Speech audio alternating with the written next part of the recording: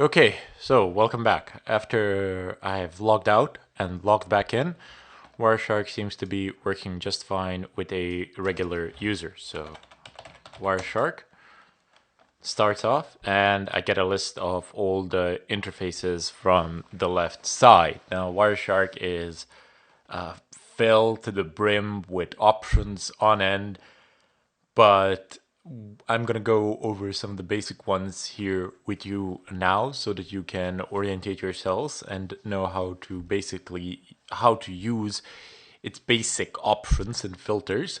And later on, as we move and progress with the tutorial, we'll probably be utilizing Wireshark, and then I'll explain all the things that we need to know once we get to that point in time. But you do need to have it set up at least so you can monitor what is going on your network. Now you can go ahead and pick an interface which you are using at the moment, or you can just click on any. Any will capture any traffic going on any of the listed interfaces. So if I go ahead and start this, there is nothing here. There is nothing here because I have no connections of whatsoever going on. But if I was to, let's say, ping google.com, and please, when you're pinging, don't leave the ping to hang. Don't be rude. Just ping a couple of times and stop. If the people are kind enough to allow ICMP protocols for ping to go through, then don't abuse it because you're wasting somebody's bandwidth. And as you can see, immediately the ping goes through and there is traffic happening. What I meant by this is that ping, I mean, it doesn't take a huge amount of bandwidth, but it still consumes somebody's bandwidth.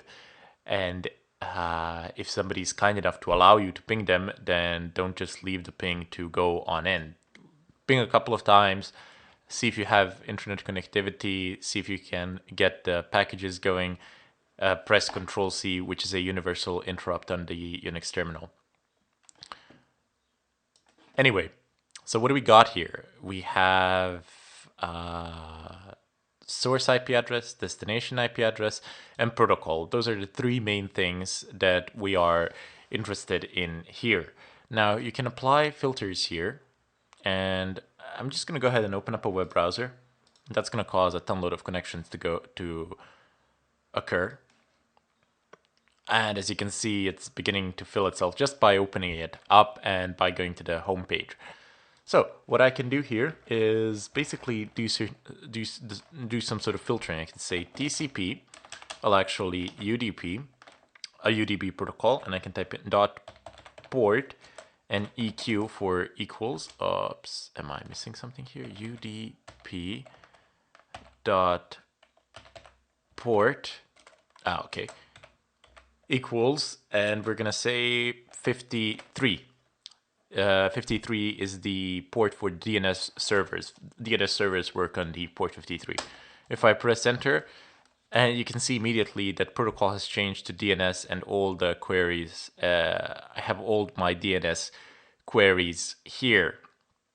You can see where am I going from where. As you can see, the first one was google.com that I've pinged. And something to do with Fedora project, the one that I've the landing page is set to the Fedora. And again, you have the certification and a lot of other things. It doesn't really matter. I can state, hey, port 80, press enter. There's nothing, of course, because there's nothing on UDP. You have UDP and TCP. UDP does not require acknowledgement, TCP does. I press enter, there you go. Let me open up, I don't know, let's say YouTube. And type in YouTube. You can immediately see that there is more traffic going on, and you can see the source IP addresses and the destination IP addresses. So from which point to which point is the traffic going? So yeah. If I change this back up again, let me just go ahead and do this UDP and port 53. And if I go to the YouTube website, you should see it's not called YouTube anymore. It's like Y static. There we go.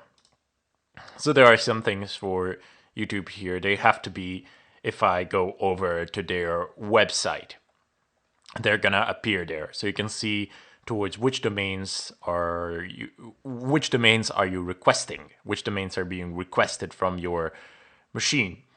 Now there are other filters which you can apply, which you can basically filter by IP.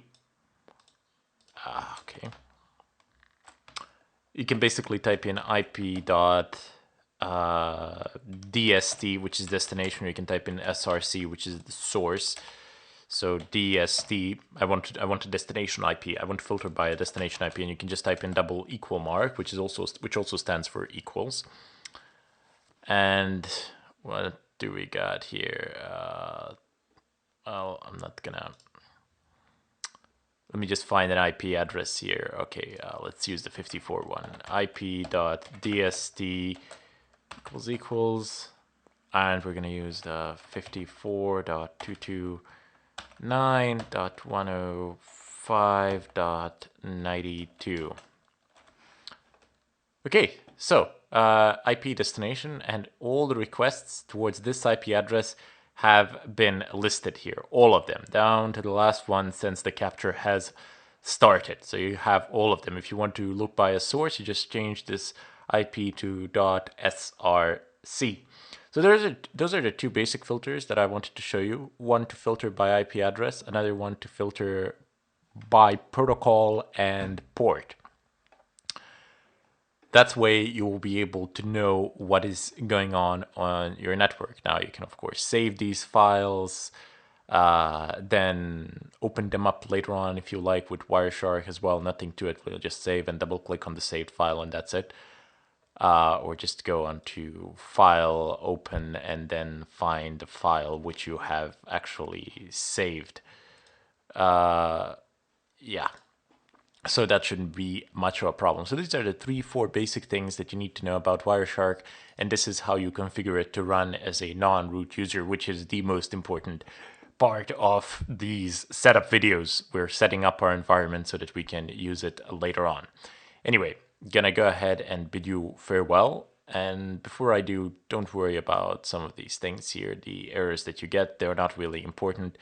They're not really errors, they're warnings. Warning is not an error. There's a failure. When it's an error, it will fail. When it's a warning, it's fine. It's gonna still work, but some things might not work. In our case, it's the oxygen theme, which is completely irrelevant for Wireshark. Anyway, now I bid you farewell and hope to see you later on.